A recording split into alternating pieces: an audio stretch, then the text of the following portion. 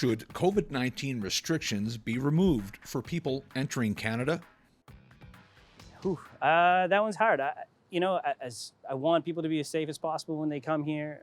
So I think having some restrictions, or at least maybe testing when you get here, still isn't the worst thing in the world. And if somebody tests positive, certainly we should have the resources there to be able to help them stay in a place before they're all clear. That's not going to be a cost to them. So I don't think it should be removed as of yet, because we're still in the pandemic.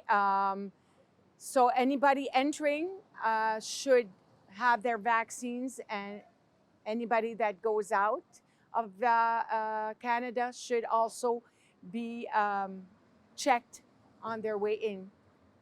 So no, the pandemic is not over as far as I'm concerned. I usually defer to the health authorities. I just think it's so fluid. So just kind of finding out where we're at as a country or even as a province, and then implementing measures according to that. I think that's probably the best solution.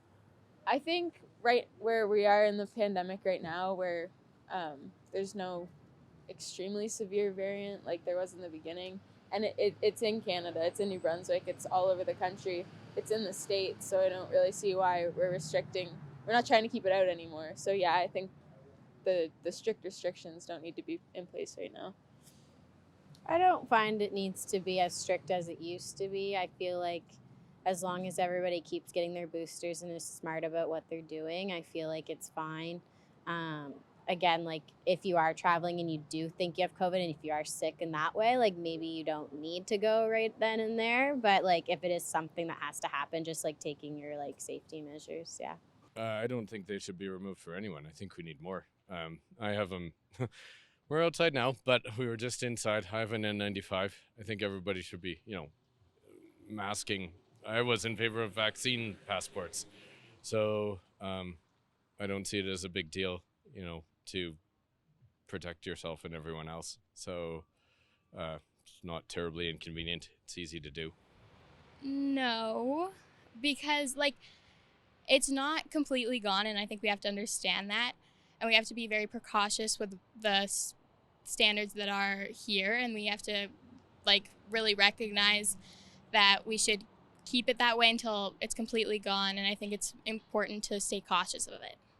To be honest, I'll follow the cue of the public health experts. When they feel it's time, when they feel their numbers are sufficiently low enough, when they have the data, they're observing what's going on in other countries, and when in their analysis they feel it's safe to do so, I think that's the time that I will go along with that.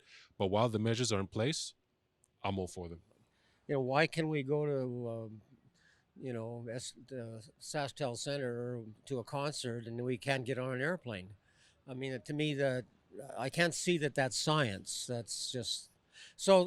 Right now, yes, I think the prohibitions are not necessary, and everybody's got to use a little common sense. I mean, you shouldn't send a sick child to school anytime, let alone one that might be COVID. But yeah, I think we should.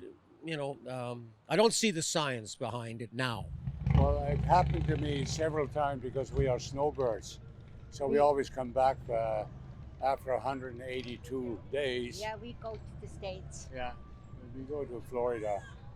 So we were tested when we come back, and they're very careful. And I understand that, and I appreciate the fact that whoever comes in has to be tested. Me too. I agree with that.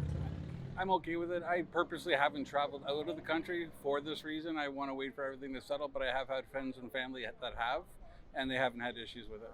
But we still live in a pandemic. There is still COVID-19 around. Infections are still going up. So if we follow the guidance of what our allies are doing, what the WHO is suggesting, and what our doctors are saying we should do, that will greatly benefit, rather than populist discussion about, how we feel is at the border, how we get angry about what's going on at the border. We should have a fact-based discussion of how COVID is affecting our lives.